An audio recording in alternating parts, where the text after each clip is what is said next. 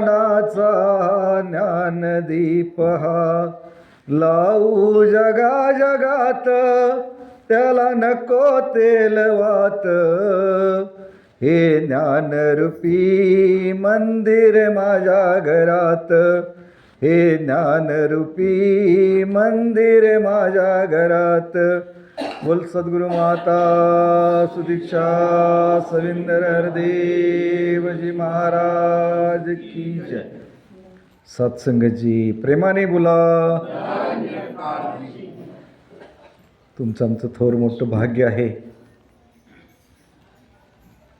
की बऱ्याच वेळापासून सुंदर अशा अभंगाच्या माध्यमातून, विचाराच्या माध्यमातून प्रत्येक महात्म्याने तुम्हाला काय या संतांचे वर्णोपकार मज निरंतर जागविशी. संत हे वेळोवेळी संतांना जागृत करत असतात, त्याबरोबर समाजाला देखील जागृत करत असतात. मग तुमच्या आमच्या जीवनामध्ये हे अमूल्य क्षण वास्तविक पाहता ह्या परमात्म्यानं तुमच्या आमच्या जीवनामध्ये प्राप्त केलेले आहेत. मग वास्तविक पाहता समर्थ सद्गुरूची कृपादृष्टी झाली. कारण 4 वेद 6 शास्त्र 18 पुराण शास्त्र जेवढेही धर्मग्रंथ आहेत ते एकच ग्वाही देतात की मनुष्याचा जन्म 2 वेळा होतो. प्रेमाने बोला. पहिला जन्म आईच्या उदरातून होतो आणि दुसरा जन्म गुरुच्या मुखातून होतो. की ज्यावेळेस तुम्ही आम्ही सत्संगला येण्याच्या अगोदरचं आपलं जीवन जर पाहिलं तर प्रत्येक जण कोणत्या ना कोणत्या माध्यमातून भक्ती करत होतो, परंतु त्या परमात्म्याची प्राप्ती नव्हती. आणि ज्या दिवशी समर्थ सद्गुरू ब्रह्मज्ञानी संत माझ्या जीवनामध्ये आला आणि सहज मला बोटाला धरून या सत्संगमध्ये आणलं आणि ती दृष्टी प्राप्त झाली की बाबा रे, आजपर्यंत मी ज्या गोष्टी ईश्वराला मानून करत होतो ती जाणीव समर्थ सद्गुरूच्या कृपा आशीर्वादानं आमच्या जीवनामध्ये सद्गुरूच्या मुखारबिंदातून प्राप्त झाली की बाबा रे, सकाळी उठल्यापासून संध्याकाळी झोपेपर्यंत झोपेच्या अवस्थेमध्ये देखील परमात्मा तुझी करणी उड्या टोळ्याने पाहतोय.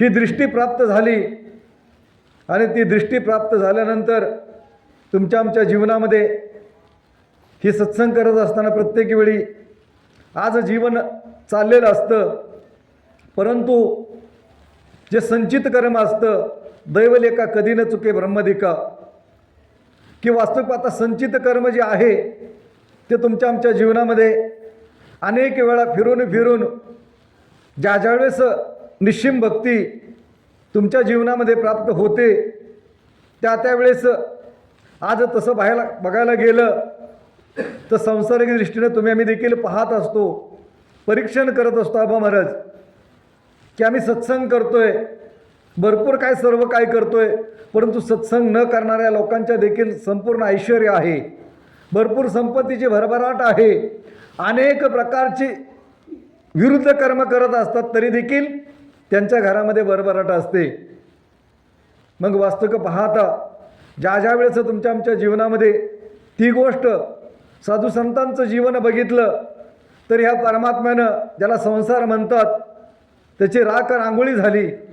त्यावेळेस त्या परमात्म्यानं सद्गुरूच्या माध्यमातून त्या भक्ताला दर्शन दिलं. परंतु अनितीच्या मार्गानं जेही लोक जीवन जगतात त्यांच्या बाबतीत वाटतं की संपत्तीचे भरभराट असते, कारण केवळ तिथं ती मायाचं पाणी भरत असते. आणि जोपर्यंत ह्या ज्ञानावरती तुम्ही आम्ही येतो की जगत म्हणजे जगद्गुरू तुकाराम महाराजांचा अभंग आहे, कारण भक्ती वास्तविक पाहता करायची म्हणून केली तर वास्तविक आता ती माझ्या कामाला येणारा नाही आहे. मग जगतवंदे जगद्गुरू तुकाराम महाराजांना त्या अभंगामध्ये सुंदर असं विवेचन केलं की बीज भाजून केलेला आहे, आम्हा जन्म मरण नाही, साखरेचा नव्हे वस आम्हा कैसा गर्भ असं सांगितलं. कधी बारकाने विचार केलाय का की ज्यावेळेस बीज भाजलं जातं आणि ते जर तुम्ही आम्ही पेरलं ते उगवू शकतं का? उगवू शकत नाही. मग तुमच्या आमच्या जीवनामध्ये जोपर्यंत संत ऐशे जाना जे देही उदास गेली अशा तृष्णा निवारून या. की संत कोणत्या गोष्टीला साधू संतांना उपाधी दिली की वास्तविक पाहता जे विकार आहेत ज्याचे निघून गेले ते संतत्व प्राप्त झालं, त्या विभूतीला संत म्हणलेलं आहे. मग वास्तविक पाहता जोपर्यंत तुमच्या आमच्या जीवनामध्ये ह्या देहाची आसक्ती ह्या जीवात्म्याला जोपर्यंत लागलेली आहे, त्या आसक्ती जोपर्यंत मी शरीर नाही मी प्रत्यक्ष परमात्माचा अंश आहे ही दृष्टी जोपर्यंत प्राप्त होत नाही तोपर्यंत तुमच्या जीवनामध्ये अनेक काय ज्या गोष्टी प्राप्त होतात त्या केवळ परमात्मा की मी सर्व काही ह्या सृष्टीचा मालक आहे, तू केवळ निमित्त मात्र ह्या गोष्टीसाठी सदोदित तुमच्या आमच्या जीवनामध्ये दुःख कष्ट यातना दिल्या जातात. परंतु तुम्ही आम्ही त्या कौशल्याच्या जीवावरती जसं वास्तविक पाहता की तुम्ही आम्ही त्या गोष्टीमध्ये आज रममाना असतो की जगतवंद्य जगद्गुरु तुकाराम महाराज दुसऱ्या बाजूने सांगतात की हेची थोर भक्ती आवडते देवा संकल्पायु माया संसाराची वाहिल्या उद्योग दुःखाचे केवळ भोगणे हे फळ संचिताचे तुका म्हणे घालू तयावरी वाहरण वाहवा संसार हरनिशी. की ईश्वराला भक्ती कोणती आवडते? जगतवंद्य जगद्गुरु तुकाराम महाराज सांगतात की हेची थोर भक्ती आवडते देवा संकल्पावी माया संसाराची. की मला माणसा मायेचा संकल्प सोड. एकनाथी भागवत या पवित्र ग्रंथामध्ये भागवतकार सांगतात श्रीकृष्ण परमात्मा उद्धवाला सांगतोय की बाबा रे सकाळी सकाळी उठल्यानंतर प्रथमतः एक क्षणभर जरी माझं स्मरण केलं तर दिवसभराचं त्याची दिनचर्या कर्म संपूर्ण मी स्वतः करतो. स्वतः आपण आत्मपरीक्षण करायचं, आत्ममंथन करायचं. सकाळी सकाळी ज्यावेळेस आपण उठतो त्यावेळेस आपल्या मनामध्ये निश्चित त्या संसाराच्या कल्पना निर्माण होतात की दिवसभर काय करायचं आपण आखणी करतो आणि त्याच्यानंतर देव आठवतो. प्रेमाने बोला. ते संतत्व प्राप्त होण्यासाठी मला सत्संग सेवा आणि नामस्मरण सद्गुरूंनी दिले. भक्ती कुठपर्यंत केली जाते नाना महाराज? देवाच्या प्राप्तीपर्यंत. मग तुमच्या आमच्या जीवनामध्ये परमात्मा प्राप्त झालाय तरी देखील सेवा सत्संग नामस्मरण या गोष्टी सद्गुरूंना झोळीत टाकल्या का? का तुम्ही आम्ही देव माझा म्हणतोय आणि मला देवाचं होण्यासाठी सद्गुरूंना आम्हाला ती गोष्ट झोळीमध्ये टाकलेली आहे. मग आज जोपर्यंत तुम्ही मला देवाचं होण्यासाठी आज तुम्ही आम्ही दुसऱ्या बाजूने एकनाथी भागवत या श्रीकृष्ण परमात्माला दुसऱ्या बाजूने उद्धवाला सांगतोय सचिन महाराज की ज्याही परमपुरुषालाही ब्रह्मज्ञान प्राप्त होतं, आत्मज्ञान होतं, आत्मसाक्षात्कार होतो त्या दिवसापासून त्याचा अहंकार जागृत होतो. काय होतो? कोणता अहंकार जागृत होतो? केले का कधी परीक्षण? की त्याचा अहंकार निर्माण होतो की जग अज्ञानी मी ज्ञानी झालो. तुम्ही आम्ही देखील किती वेळा चर्चेला आबा महाराज आम्ही बसतो. आत्मपरीक्षण करण्याची गरज आहे की ज्यावेळेस ब्रह्मज्ञान प्राप्त झालं त्यावेळेस आम्ही देखील ज्या संसारिक लोकांच्या व्रत करत होतो, उपवास करत होतो, तप करत होतो, जप करत होतो, तीर्थाटन करत होतो, परंतु त्यांची गोष्ट तुम्ही आम्ही चुकीची ठरवायला लागलो. प्रेमाने बोला. कारण मला ज्ञानदृष्टी प्राप्त झाली, हे लोक करतायत ते चुकीचे आहे. आणि जोपर्यंत संदीप महाराजांनी ती गोष्ट सांगितली तो अहंकार ज्ञानाचा आहे, तो इतका बाधक आहे की कितीही प्रकारे तुम्ही सत्संग करा, सेवा करा, नामस्मरण करा, परंतु तो जर अहंकार मला सर्व काही समजलं ज्याला असं वाटतं त्याला संत म्हणतात काहीच नाही समजलं, तो निरंक आहे. मग त्यासाठी तुमच्या आमच्या जीवनामध्ये समर्थ सद्गुरू दयाळ झाला. सेवा सत्संग नामस्मरण तुमच्या आमच्या जीवनामध्ये प्राप्त केलेलं आहे. आज 1400 वर्ष तप करणारा चांगदेव 14 वर्षाच्या मुक्ताबाईने ब्रह्मज्ञान दिलं आणि ब्रह्मज्ञान घेऊन देखील त्याच्या जीवनामध्ये कितीतरी दिवस लागले ते ब्रह्मज्ञान रुजायला. तुम्हाला जर वाटत असेल की मी ज्ञान घेतलंय आणि मी परिपूर्ण झालो तर हा माझा भ्रम आहे. कारण साधू संतांना संपूर्ण आयुष्य ह्या परमात्म्यासाठी लीन झाले, ती अवस्था प्राप्त केली. मग तुमच्या आमच्या जीवनामध्ये सहज जरी अनेक प्रकारच्या सांसारिक दुःख कष्ट जर निर्माण झाले तर आमच्या पायाखालची वाळूक सरकते. प्रेमाने बोला. तुम्ही देवावरती रुसतो देखील, त्या गुरुवरती देखील रुसतो, की का माझ्या जीवनामध्ये हे प्रसंग का, मी एवढ्या वर्ष सत्संग करतोय, एवढ्या महात्म्यांची सेवा करतोय. आता मानका माताजी देखील बसलेले आहेत. आमच्या आईचं उदाहरण दास देईल, आबा महाराज देखील आहेत. 20 ते 25, 30, 35 महापुरुष जरी घरी आले टूरला तरी पळून पळून सेवा करत होत्या.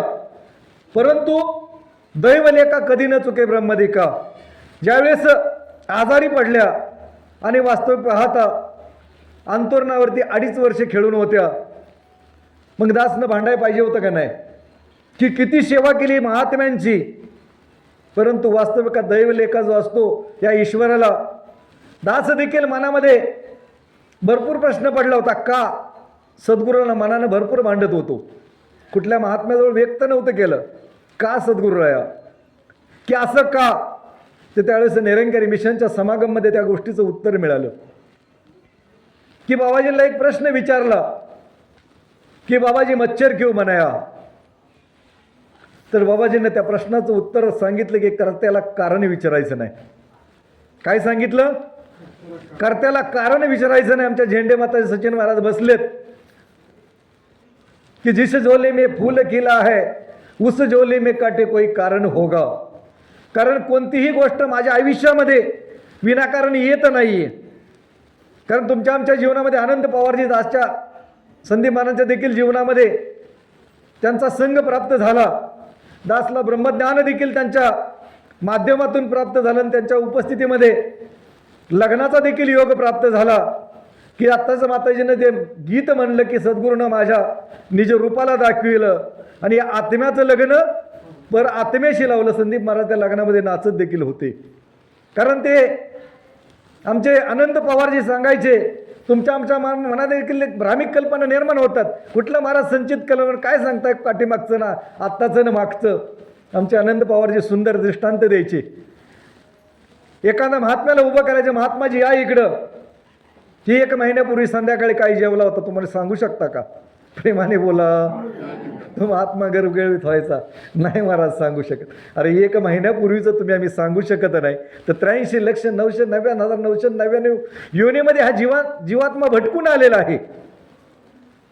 अनेक प्रकारचे कर्म माझ्यामधून घडलेले आहेत, ते भोगायचे कोणी, देव भोगेल का. म्हणून समर्थ दुसऱ्या बाजूने सांगतात की जगी सर्व सुखी असा कोण आहे, विचारी मना तूच रे शोधून पाहे, मना तोच रे पूर्व संचित केले आणि तयासारखे भोगणे प्राप्त झाले. समर्थ मनाला सांगतात की बाबा रे तूच जे कर्म केलं आणि भोगायची वेळ आल्यानंतर देवावरती रुसतोस, पुढचं कर्म देखील तू तयार करतोय. आज जर तू आनंदाने भोग भोगलास तर तुला सद्गती प्राप्त होईल. मग तुमच्या आमच्या जीवनामध्ये पंढरपूरला जाण्याचा योग प्राप्त झाला. सुंदर संत महात्म्यांचं दर्शन झालं. आज निरंकारी समागममध्ये त्या महात्म्यानं वचन घेतलं होतं की महात्माजी तुम्ही येऊ शकताल का. दास ते खिळीमिळीने घेतलं. दासला वाटलं असंच वचन घेत आहेत. परंतु ज्यावेळेस काळेवाडी या ठिकाणी आमचे कंश महाराजांच्या उपस्थित कार्यक्रमात त्यांना आठवण केली की स्टेजवरून सांगितलं की तुम्हाला जर यायचं असेल, विचार ऐकण्यासाठी तर पंढरपूरला पोचा, गोरपडे महाराजांचे विचार आहेत तिथं. दासच्या पायाखालची वाळू त्यावेळेस सरकली की वास्तविकता सत्संगमध्ये बोलणं आणि विशाल संप्रदायाच्या माध्यमातून बोलणं पंढरपूर या ठिकाणी. दास चिंतन करत होता 15 दिवस की नेमकं काय विषय ठेवायचा, काय बोलायचं. आणि ज्यावेळेस चिंतन करत असताना ज्यावेळेस आम्ही सकाळी लवकर उठलो, नाना महाराज होते, सावंत महाराज होते, बोयटे महाराज होते आणि वास्तविकता आम्ही तिथं गेल्यानंतर त्या महात्म्यांचं कीर्तन चालू होतं. प्रेमाने बोला.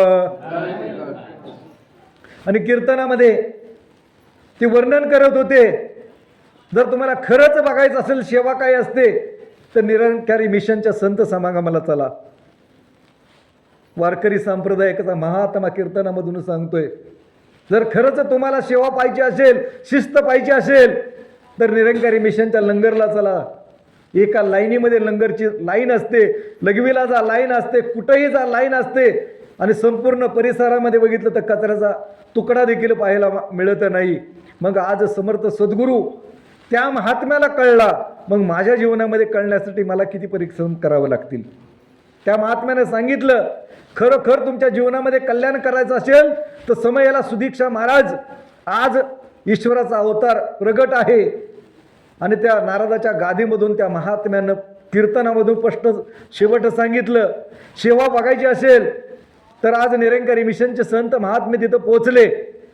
आणि पोचल्यानंतर आम्हाला आदेश होता की त्या मठाची सेवा करायची. आणि तिथं गेल्यानंतर ते महात्मे ठरल्याप्रमाणे सेवा करायला लागले. आणि 1 तासामध्ये इतकी सुंदर सेवा घडली की तिथल्या वारकरी सांप्रदायिक लोकांना ती फोटोग्राफी केली होती की मिशनमध्ये 3 दिवस महात्मा सांगत होते तिथले की महाराज सेवा करा.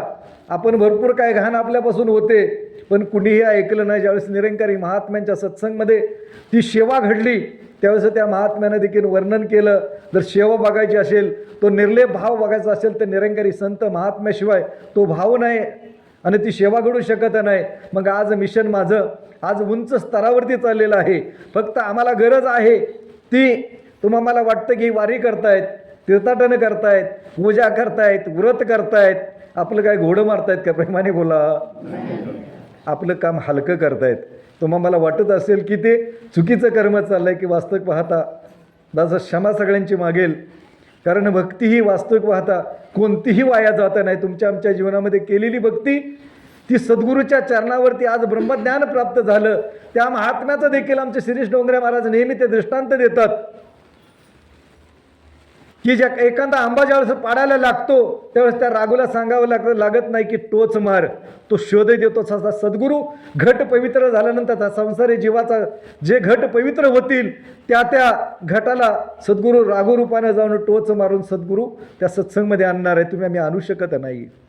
तुमचं आमचं कर्म एकच आहे की सद्गुरूने जे ब्रह्मज्ञान दिलेलं आहे तो सद्गुरू तुमच्या आमच्या जीवनामधून काय मागत असतो तर कर्म मागत असतो, बाकी काही सद्गुरू मागत नसतो.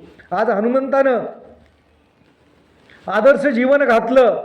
नाना महाराज की प्रभू रामचंद्रांना सीतेमाईला विचारलं की प्रभू रामचंद्र कोणत्या गोष्टीनं जास्त खुश होतात, ते त्यावेळेस सांगितलं की माझ्या डोक्यामध्ये जी सिंदूर लावलंय त्यानं राम खुश होतात. हनुमंतानं संपूर्ण अख्खं सिंदुरानं अंग भरवलं आणि रामाच्या पुढे उभं राहिले. ती लीन भक्ती तुमच्या आमच्या जीवनामध्ये येण्याची गरज आहे. त्यावेळेस सांगितलं संपूर्ण गावागावामध्ये तुझी मंदिरं होतील, असं एकही गाव राहणार नाही, तुझी तिथं पूजा होईल. तो रामभक्त झाला आणि आम्हाला तोच सद्गुरू नामाच्या माध्यमातून सुदीक्षा महाराज आज अवतरित आहेत. आज तुमच्या आमच्या जीवनामध्ये दासनं तो दृष्टांत दिला तो महाभारताचा की महाभारताचं घनघोर युद्ध झालं आणि ज्यावेळेस ते जीवन जगत असताना श्रीकृष्ण परमात्मा ब्रह्मलीन झाले आणि तो पांडवांना शोक आवरेना आणि ते देखील अरण्यात, परंतु त्यांचा नातू परीक्षित राजा त्यांना गादीवरती बसवलं आणि परीक्षित राजाला गादीवरती बसवल्यानंतर ज्यावेळेस तो नीतीनं कार्य करत होता, भरपूर काय साधुसंतांची सेवा करत होता आणि ज्यावेळेस एक दिवस तो नदीला स्नान करायला गेला आणि स्नान करायला गेल्यानंतर त्याच्या जीवनामध्ये लक्षात आलं की एक बैल आहे, त्याचे 3 पाय तोडलेत, एकच पाय शिल्लक आहे आणि ती गाई रडते आणि बैल देखील रडतोय. एकामेकाकडे पाहून संवाद चाललेला आहे आणि तो परीक्षित राजा लांबून पाहतोय की बाबा नेमकं काय ह्यांचं चाललंय. तिथं एक व्यक्ती येतो आणि तो राहिलेला पाय देखील तो मोडायला लागतो, तो तोडायला लागतो. तर त्यावेळेस त्या परीक्षित राजाने विचारलं की बाबा रे नेमकं काय चाललंय, की म्हणले आज जेवढेही सात्विक धर्म होता, दया धर्म होता, करुणेचा धर्म होता, हे 3 पाय आज तोडले गेलेले आहेत. एक फक्त सत्याचाच पाय फक्त राहिलेला आहे आणि तो देखील हा कली तोडायला आलाय. प्रेमाने बोला. आणि त्यावेळेस कलीला परीक्षित राजानं सांगितलं की माझ्या राज्यामध्ये तू अन्याय करू शकत नाही, तुला अधिकार नाही. तिथं बाजूला सरकावलं आणि तू इथून आता निघून जा. तर त्यावेळेस परीक्षित राजाला सांगितलं अरे मी जाणार कुठं, संपूर्ण ब्रह्मांडामध्ये ह्या परमात्म्यानं तुला राज्यावरती बसवलंय, ह्या ब्रह्मांडामध्येच तू संपूर्ण राजा असतील तर मला कुठंतरी स्थान दे. तर त्यावेळेस त्यानं सांगितलं जिथं जुगार चालेल, जिथं आणि त्याने काम करेल, चोऱ्या केल्या जातील, भ्रष्ट लोक असतील, अशा ठिकाणी तुला स्थान मिळेल. तिथं कुणाला स्थान मिळालं कलीनं स्थान घेतलं. तेवढा कली थांबला नाही, म्हणलं अजूनही एक स्थान पाहिजे मला. तर त्यावेळेसच सांगितलं मला सोनं जिथं असेल, सोन्याचा व्यापार जिथं चालेल तिथं देखील मला स्थान पाहिजे. कलीनं मागून घेतलं. परीक्षित राजा घरी आला आणि घरी आल्यानंतर बघितलं राजे महाराजे होते आणि आपल्या वाडवडिलांना पूर्वजांनी काय नेमकं धन ठेवलंय. आणि पाहत पाहत गेल्यानंतर त्या एक पेटी उघडली. पेटीमध्ये शिरटोप होता सोन्यानं मडवलेला, तो घातला आणि घातल्यानंतर त्याला इतकं सुंदर वाटायला लागलं आणि तो टोप घालून तसाच तो जंगलामध्ये गेला शिकारीला. आणि शिकारीला गेल्यानंतर कलीच्या लक्षात आलं की आता सोन्याचा अधिकार आज परीक्षित राजाला टोप घातलेला आहे. परीक्षित राजाच्या सोन्यामध्ये त्या टोपामध्ये कली घुसला आणि राजाची मती भ्रष्ट झाली. आणि राजा एका बाजूला इतका चुकला, इतका सैन्य एका बाजूला. आणि ज्यावेळेस भ्रष्ट झाला त्यावेळेस तहानेने व्याकुळ झाला, भुकेने व्याकुळ झाला. त्यावेळेस एक ऋषी महात्म्यांची पर्णकुटी दिसली. जवळ गेल्यानंतर बघितलं तर त्याला वाटलं मी राजाचा राजा आहे, हा साधू मला पाणी देईल, जेवणाचं विचारेल. त्यानं बऱ्याच वेळा त्याला प्रयत्न केला की साधू महाराज मला पाणी द्या, पण साधू महाराजांची समाधी लागली होती, त्या ईश्वराशी एकरूप झाले होते. आणि ते साधू महात्मा काय उठले नाहीत.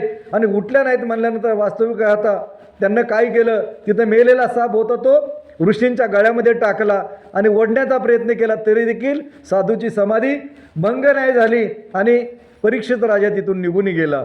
आणि तर आज त्यावेळेस एक ब्राह्मण तिथं ती गोष्ट चोरून पाहत होता.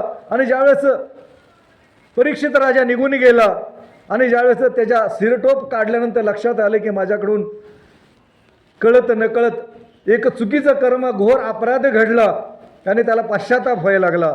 आणि ज्यावेळेस त्या ब्राह्मणानं त्या ऋषीच्या मुलाला सांगितलं की बाबा रे, नदीवरती आंघोळ करत होती, अरे तुझ्या वडिलाचा अपमान केला.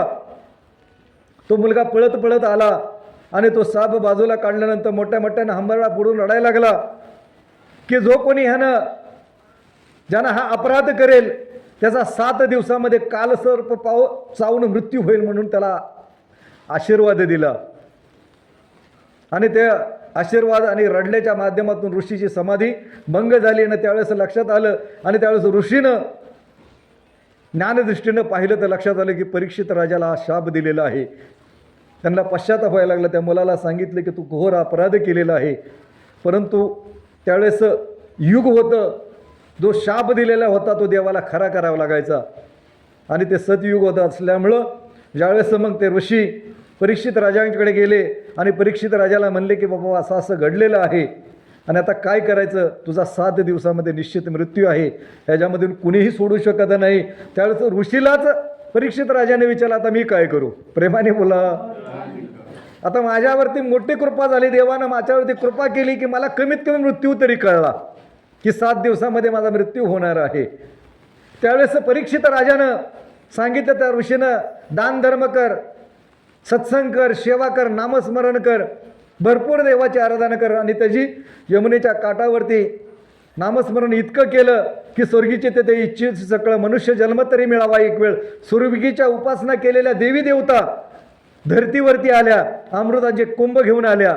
आणि त्यावेळेस शुकमुनी देखील त्यावेळेस त्या साधूंची परीक्षित राजाची भक्ती पाहून तिथं आले. आणि ज्यावेळेस देवी देवता म्हणायला लागल्या की बाबा रे परीक्षित राजा, मी अमृताचे कुंभ घेऊन आलेत, तुला जर स्वर्गाचं सुख पाहिजे असेल तर तू पिऊ शकतोस.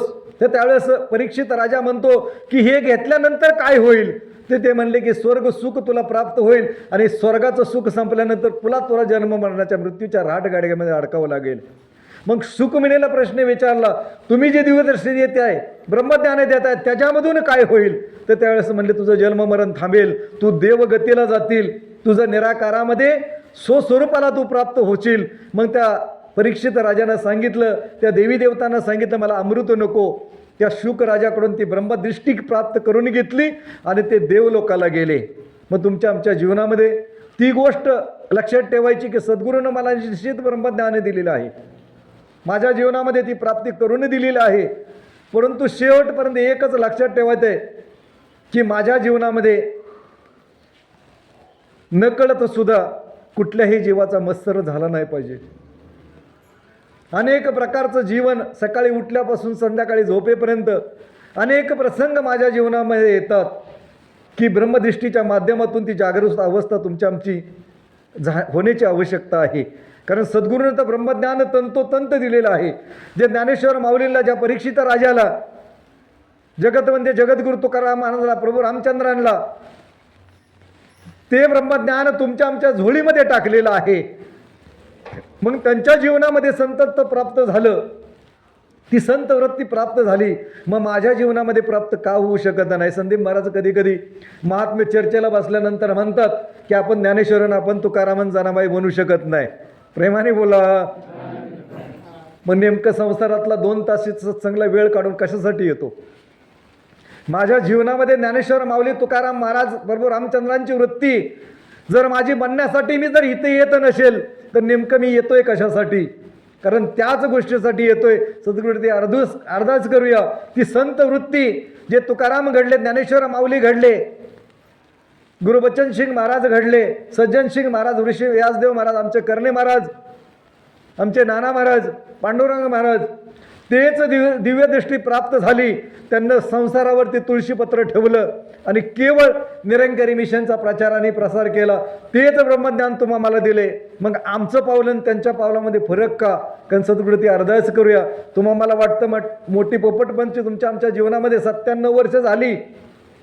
100 वर्ष होण्यासाठी 3 वर्ष बाकी आहेत. पण जर मी पाऊलच उचललं नाही, मी आयुष्यभर जर सत्संग करतो, हे ब्रह्मज्ञान घेतलंय, त्या अहंकारामध्ये मी राहिलो, समाज अज्ञानी, तो चुकीचं कर्म करतोय आणि त्यांना जर विरुद्ध पद्धतीनं जर समजावण्याचा प्रयत्न करत गेला तर माझं कर्म आणि ते 100 वर्षाची जे सद्गुरूचं जे कार्य आहे ते पूर्ण होण्यासाठी त्यांची जी भक्ती आहे त्यांच्यामध्ये तुम्ही मिसळा, त्यांच्यासारखं जगा आणि त्यांच्यानंतरच तुमच्याबरोबर ते तुमच्यावरती विश्वास ठेवतील. कारण तुम्ही आम्ही केवळ ह्या संपूर्ण ब्रह्मभोजन त्यांच्या समोर ठेवतोय, पण त्यांची वृत्ती काय, त्यांची भक्ती काय, त्यांची मनस्थिती काय ही पाहण्यासाठी मी वेळ देत नाही. त्यांना तो अवसर द्या, त्यांची परिस्थिती बघा, ती भक्तीची अवस्था बघा आणि अवस्था बघून त्यांना ब्रह्मज्ञान देण्याचा प्रयत्न करा. आणि सद्गुरूच्या अरदास करूया की जेही राहिलेले श्वास आहेत ते सद्गुरू माली कृपा करा की कळत न कळत अजून देखील ज्ञान घेऊन आमच्याकडून चुका होतात. कारण सद्गुरू तुम्ही कृपा करा की तुम्ही दयेचे सागर आहात. कारण ती जर तुम्ही दया केली तर आमच्यामधल्या ज्या काही गोष्टी आहेत त्या कमी आहेत, तुम्ही पूर्ण करू शकता. आणि ते सद्गुरू अरदास करेल की राहिलेले श्वास आहेत त्या मिशनच्या जे 100 वर्ष पूर्ण गाठण्यासाठी आम्ही कमीत कमी त्या चिमणीच्या माध्यमातून जसं आग विझवण्याचं कार्य केलं, त्या खारुताईनं जसं कार्य केलं, ते कार्य जर आम्ही जर हळूहळू करायला सुरुवात केलं तर राहिलेल्या जीवात्म्यांचा उद्धार होण्यासाठी उशीर लागणार. सद्गुरू ते अरदास करूयात. आजच्या बोलण्यामध्ये भरपूर काय असं बोलून गेला, चुकून कोणाचा बोलण्यामध्ये एखादा शब्द गेला असेल तर दासला उदाहरण करणार क्षमा करा. आणि केवळ सद्गुरू ते अरदास करूया की राहिलेले श्वास तुका म्हणे आता उरला उपकारात पडतात, ते उपकार करत चंदन जसं चंदनानं जसं जिजावं आणि जगाला सुगंध द्यावा तसा माझ्या ब्रह्मज्ञान ह्या शरीराला, ह्या देहाला प्राप्त झालं आहे. तो सुगंध मी संपूर्ण उठता बसता त्या समाजाला देत राहूया. आणि ब्रह्मज्ञानी संत महात्म्याने जी कदर केली, जसं हजारो किलोमीटर जाऊन ब्रह्मज्ञानी संत महात्म्यांची भेट घ्यावी लागायची, आज पावलं पावली सद्गुरूची कृपा झाली. आमच्या जीवनामध्ये ब्रह्मज्ञानी संत भेटलेत, त्यांची तुम्ही आम्ही कदर करूया. आणि वेळोवेळी ज्या संतांच्या माध्यमातून हा निराकार मला आठवण होतो त्या संत महात्म्यांची कदर करून चुकूनसुद्धा केवळ त्यांच्या जीवनामध्ये काही दुःख, कष्ट, वेदना, विरुद्ध प्रसंग आले तर केवळ त्यांना दोष न देता केवळ त्यांच्यामध्ये एकामेका सहाय्य करू, आपल्या संत महात्म्यांना सहाय्य करूया. आणि त्या दुःखाच्या, कष्टाच्या माध्यमातून तो सद्गुरूला अरदास करून काय जेवढं काही मोलाचं तुम्हाला भलं धनाच्या माध्यमातून अनेक काही गोष्टीमधून सेवा करता नाही आली तर कमीत कमी त्या महात्म्याला दोष कर्म न देता केवळ सद्गुरूला अरदास करूया की कोणत्याही महात्म्यांच्या मनामध्ये ज्या काही विकल्प येतील, सांसारिक काय त्रुटी निर्माण होतील, सद्गुरू तुम्ही दया करा, ती त्यांचं जीवन परिपूर्ण होण्यासाठी ती कृपा करा. जे ब्रह्मज्ञाने दिले त्याप्रमाणे आमचं जीवन जगण्याची सुमती द्या. प्रेमाने बोला.